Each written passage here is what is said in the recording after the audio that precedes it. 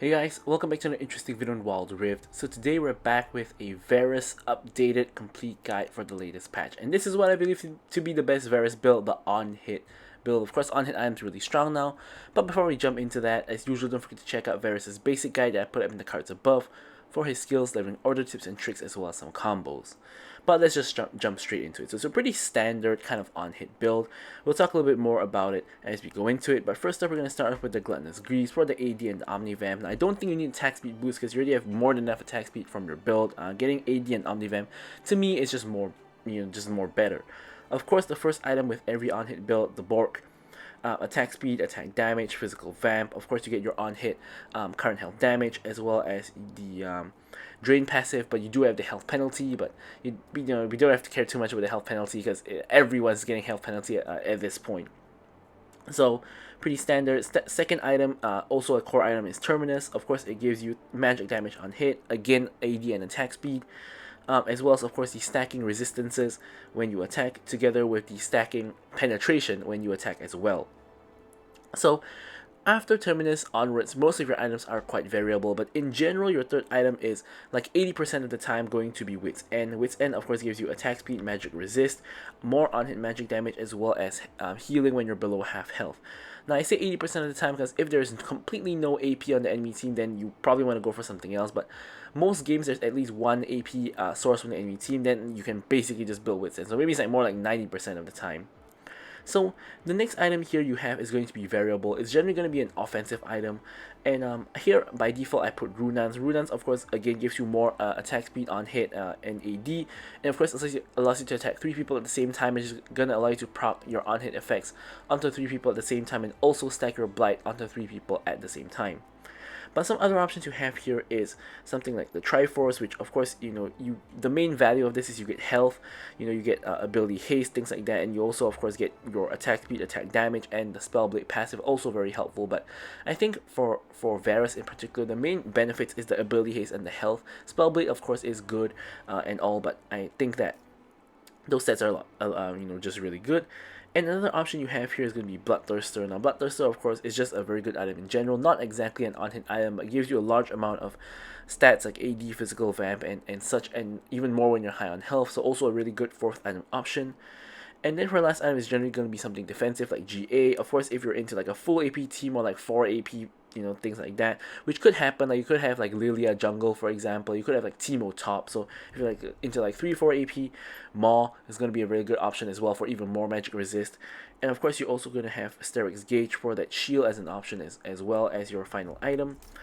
And for the runes, PTA is the way to go. You don't really need more attack speed from Lethal Tempo because you already have more than enough. So PTA is just really good. In lane, it's really good. In later part of the game, it's really good because the cooldown is not really low. So you can proc this very often for just a lot of increased damage. You'll see that the PTA damage, like every game, is just kind of insane. Of course, Brutal because you attack a lot. Giant Slayer in general is going to be the best because, you're going to have some people building health on the enemy team, and here you can really go for either Bloodline or Alacrity because you have a lot of healing and you also have a lot of attack speed from your build already. It's kind of preference. Here's also preference between Hex Splash as well as something like a Bone Plating. And another option, another option you have is also something like Mana Flow Ban if you think that mana is an issue for you, but of course with on hit, mana is not really the biggest concern. And for the spells, if you can, you want to take Ghost and Flash all the time. If you really need Exhaust, then you can get the Exhaust, but I think Ghost is better majority of the time. But with all that said, let's move on to our gameplay. Okay, so now moving into the gameplay section of the video. Of course, as usual, don't forget to like, comment, and subscribe. Any questions, queries, or remarks, feel free to leave them in the comments below, and of course, be sure to address them or drop a like. Okay. So now straight into it. Varus is not too particular about who his support is, but before we talk about that, straight into the action. The two supports are kind of whacking each other, whereas I'm kind of getting whacked by both Caitlyn and Thresh. So overall, it's kind of a lost trade because Caitlyn, of course, outranges Varus. So I can only really focus the Thresh because I'm not in range to hit the Caitlyn. And Thresh and Caitlyn are both focusing me. Of course, me and Leona were both focusing Thresh, but Caitlyn does do more damage here, and you can see that we already just end up dying to a minion, so not a very good level 1/level 2 here. Leona is now in deep trouble. pops the ignite, goes for the stun, but Thresh is not taking aggro, pops the flash to avoid the pilt over Peacemaker. I'm running back as fast as I can, popping the ghost to reach faster. I flash in to help out with the Caitlyn, which Leona unfortunately gets the kill. So here I still have the ghost active, so I'm trying to run down the Thresh. Just need like 2 more autos to probably kill him. But I can't quite reach him, and Volibear is here. I unfortunately get hooked by the Thresh, but I am able to finish off the kill onto the Thresh before I try to Hex Slash over the wall there, but it actually gets cancelled by Volibear, which is a little bit unfortunate because I actually even tapped it. I didn't even try to channel, I just tapped it, but it did end up getting cancelled, so I didn't actually know that can happen. So something new that I learned is Hex Splash can get cancelled if you just tap it, because there is a very, very brief cast time, so that's a little bit unfortunate, but we do end up dying. Overall, we're at 1-2-1 after like 1 minute into the game, so pretty action-packed early game, no standard laning phase here. But overall, Caitlyn definitely in better shape than us, you know, in this entire exchange, especially because we had to roam all the way to not really roam, but we had to chase Thresh all the way to mid. So we are a little bit behind Caitlyn in that sense. But now we're kind of getting back into the groove of the lane. So, as I was kind of mentioning just now, Varus is not really support reliant in a sense that he can kind of work well with any support. So if you have an engager, it helps you like land your ult for free, helps you land your stacks for free, and you know, pop your stacks, things like that. If you have an enchanter, especially with this on-hit build where a lot more auto attack kind of focused, and it could also be really good because of course you have someone to buff you in your attack speed and just buff you in general, because with this on-hit build you are sort of more towards a traditional ADC compared to the other Varus builds, which is more focused on abilities. So here it's a little bit of an awkward situation where the supports are fighting. I run straight into the root, yeah, and I'm just hex slashing out just to be safe. You know, we get actually a decent trade onto the Caitlyn because Leona landed onto the Caitlyn, and we are able to actually get an arrow landed onto the Caitlyn, so decent trade overall. But we need level 5, so we're really close to level 5, and of course Varus Leona level 5 is very strong because we both get our ultis that have insane amounts of CC. Thresh goes for the Hex Flash Flay, but we see him because of the war in the bush. I get hooked by the Thresh and the fight breaks out. Leona goes in as well. We're really close. One more minion, we hit level 5, and Leona hits level 5, hits the ulti onto both, and I hit the ulti as well. Kayn comes in and picks up both of the kills. But honestly, I believe that if Kayn didn't come, I think we kill both of them regardless. But of course, it might be a little bit iffy because I'm pretty low and Caitlyn is only rooted and not.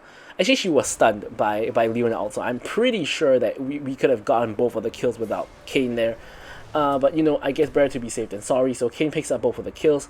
In the meanwhile, I pick up my boots as well as double long swords. Of course, with most on-hit builds, it's generally better to go for the attack speed component first before the physical damage component.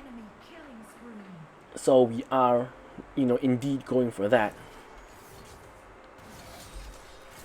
And now we are back into the lane. Thresh has a habit of roaming mid, which is nothing wrong with that. Thresh is of course a very huge playmaking support, so the roams mid can definitely mess up enemy mid laner and things like that. So he does go for a roam toward mid lane. In the meanwhile, I'm just in a 1v1 versus Caitlyn, but I clear the wave faster and I'm able to actually roam mid myself to give my team a numbers advantage while Caitlyn is busy clearing the wave, and now she can either clear the next wave or roam mid as well. So because we don't see her on the wave, we're assuming that she's coming, and she actually is spotted. Alright, there, Leona actually goes in on her. I get the root on her. She is really low and does end up dying to Zyra eventually. So not the best roam angle. That's sort of the catch point where a lot of people on the roam get caught in that tiny corridor, myself included. Has been a victim of that quite a number of times. So, yeah.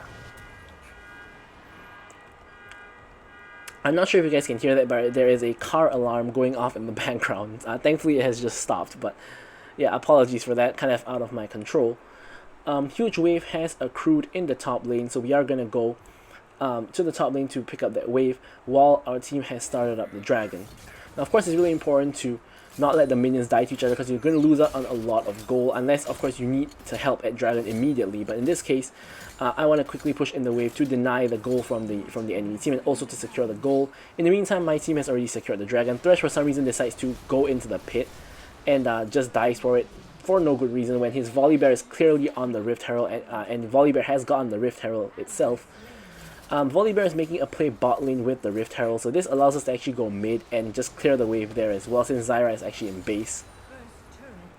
So we clear the mid wave, Volibear also clears the mid wave, and now we have a reset window, so we're going to quickly grab a reset and head back to top where Caitlyn is pushing in. So we do need Leona to kind of defend the lane for a little while. We're waiting for a few seconds for Blade of the Rune King, and we do get the board completion. Kayn is hovering at the top side, and Leona is kind of keeping Caitlyn busy for the moment. Thresh is now back to the lane. I'm reaching, so maybe we can start a fight. Thresh hooks in the Leona, not really the target you want, and nothing too much really comes of it. Putting the ward there to ensure Thresh is not in that bush waiting to trap us. Leona just removing the traps. Caitlyn was spotted backing in the bush, so we know that Caitlyn is not around unless she cancelled her back right now. So we are just going to quickly push in the wave, and then we can get some tower damage.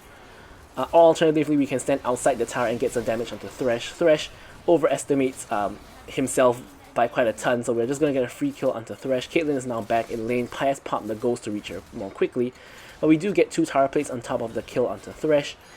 And Volibear is now in with the Galio ulti as well to boot, and they are focusing Leona. Now here I'm just going to focus Caitlyn because they've left the Caitlyn unattended, and unfortunately for me, Caitlyn still has flash to flash out of the way, and I'm not able to finish off the kill. She lives on the 1 HP.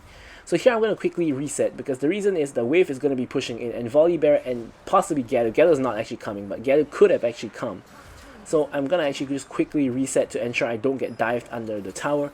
The tower plates have fallen, so they're not going to get the actual tower plates, but they are probably going to get the tower because there are 3 people there. Now my team is here. For some reason they didn't reset and they're actually hiding in the bush. So here I'm just going to focus Thresh because he's the only guy I can actually reach.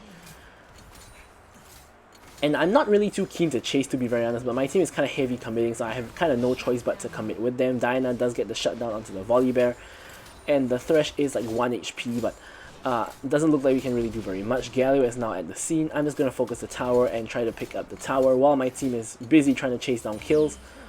We do get the tower, which is the more important objective. Galio gets the press the attack and the Bork passive procced onto him, so he is taking a little bit of damage, but overall it's not too bad. Now here we're going to force the tier 2 because the enemy team is still busy reviving and regrouping, so we can quickly just abscond with this tier 2 and quickly just run away.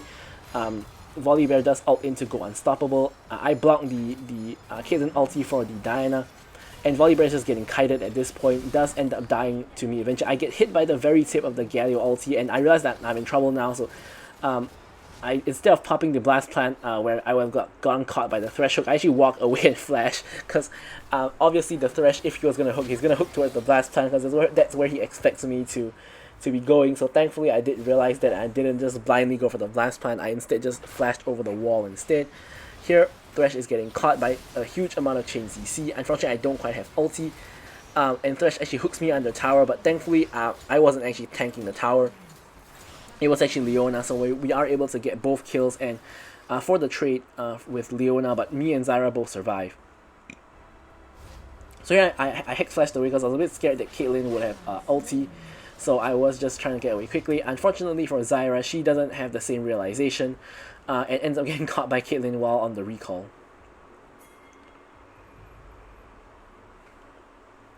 So a huge wave is accumulating in top, so I probably should have gone top here, but here since no one is actually attending to the mid wave and they're all busy doing the blue buff, the enemy blue buff, I'm just going to quickly clear the mid wave first, and then I'm going to go over to top to clear the wave there. The dragon is also spawning, so I do expect there to be, a fight happening near the dragon, so I'm just going to quickly get the wave here, and then I can rotate over to the dragon if needed. But honestly, Zyra and Leona are both in base, so it doesn't really look very likely that we're fighting the dragon.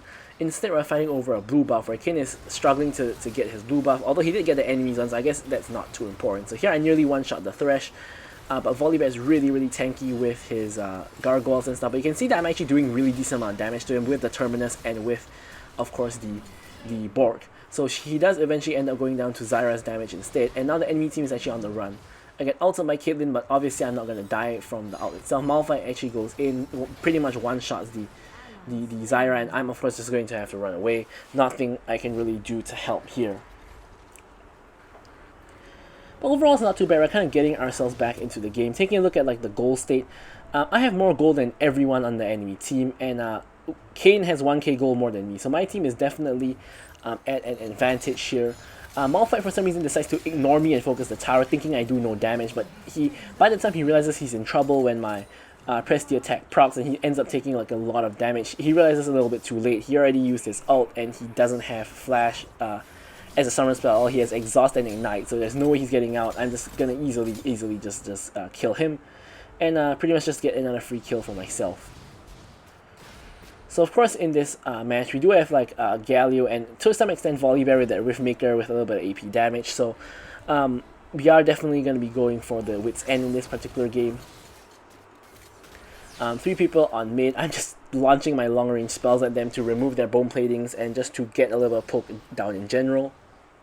Diana is getting chased down by Volibear, and our Diana is 1-3-3, so she's not doing too hot. However, she is holding the Volibear off at base. So it looks like a fight is going to break out here because both teams are rotating down. My team actually gets here first. Volibear finds himself in trouble. I'm going to flash out a little bit of the Galio ult because I don't want to get CC'd by him.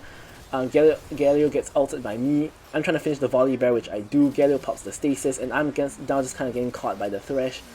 And yeah, no escape from me. Thresh and Malphite do manage to finish me off. Malphite gets the shutdown, but now Kayn and Zyra in a 2v3 is able to clean up all 3 of them, and yeah. Good thing that the Malphite got the shutdown though, because I don't really mind Malphite getting the shutdown compared to the rest of them. Maybe Thresh getting the shutdown would be good as well. But yeah, Malphite is just building full tank, so I'm not too scared of Malphite. Because I am building like a tank shredding build. Like I have on hit, like I'm gonna just shred through the Malphite anyway. So you know, he doesn't really concern me all that much. So it's definitely better than giving it to someone like Caitlyn, you know, or whatnot, or even Volibear. Because Volibear, even though he is tanky, he does a lot of damage, and it's really difficult to kill Volibear. He's just running at you with all of his damage, and it's just a hassle. So here another huge top wave has kind of stacked up. So we're just gonna quickly clear out this huge wave, and then we're gonna reset. I believe we have enough for Wit's End here. And meanwhile, a fight is breaking out at the bot lane. So we're going to make our way to the bot lane where our Kayn is getting chased down, but he is pretty mobile with his E through the wall. So eventually they end up getting baited long enough for me to reach her. Unfortunately, Caitlyn is out of range of my ulti, but we do kill the Thresh instead. Caitlyn now on the run, as she should be. And Malphite and Diana in a 1v1 at the top lane. So here Caitlyn ends up getting caught really low. She goes down. Proc press the attack onto the Volibear. Volibear goes down. And here is a Baron angle. We don't really actually need to get Galio. Galio and Malphite can't really stop us from getting Baron. So we are going to quickly just focus on the Baron and just finish it off. In the meantime, Diana's just pushing mid, which is okay because we don't actually really need her. Malphite for some reason face checks into the Baron. Doesn't really get a chance to do anything, gets chain CC. Ults toward my side of the map. I'm not sure what he was doing there, but dies regardless. So here now my team has Baron buff. We can actually just push down this tower. Our last minion dies, but even so we can just push down this tower without too much trouble, and we really should be getting a reset. Diana gets hooked in, but Galio is not going to be able to one-shot her, not with the build that he's having. He has Roa and Rylai's, so he's not the most damagey. He doesn't have like Ludens and things like that. So here I get hooked by Thresh. I know I'm dead, so instead I'm going to flash here to trade, and I actually get 2 kills before I die. And here I'm just focusing down the Thresh, and you can see I nearly even killed the Thresh, so I nearly get a 3rd kill, which is kind of insane, the amount of damage I have at this point. So here I'm realizing that I'm deciding between my Triforce, my Bloodthirster, and my Runans, and here I'm realizing that Runans has such high value in this match because we're team fighting consistently. For some reason, this particular match, both teams love to team fight. So having the Runans in this match is going to be completely bonkers because we're going to be able to apply on hit onto 3 people at the same time. I think if I had Runans there is a chance I just 1v4 like quadra kill there, because after I get rid of the 2 damage dealers, if I had Runans there and attack like both of the tanks at the same time, there is always a possibility that I would have actually killed them. So that's kind of insane to think about. But yeah, we're going for Runans as our 4th item. And here the dragon has spawned, but honestly this dragon doesn't really matter because both teams already have one dragon. However, we don't really want the enemy team to get the bounty, which is why we're kind of making our way there to sort of deny the enemy team the dragon. Volibear is trying to get in but doesn't quite work out. A fight ends up breaking out. I'm just at the corner of the fight. Huge choke point. Everyone gets caught in. I get a huge 3-man arrow, and then the root just spreads everywhere and we just wipe them out completely. And off of that, 40-second death timers for the entire enemy team, who literally died the same second. If you look at their death timers, they literally all have the same death timer. So yeah, the enemy team literally lost the game over a dragon that doesn't matter, which is why they really shouldn't have been contesting that dragon at all. So here, we're just going to finish up the game, and I'm going to leave you guys with the stats as usual. So thank you guys so much for watching the video, and goodbye.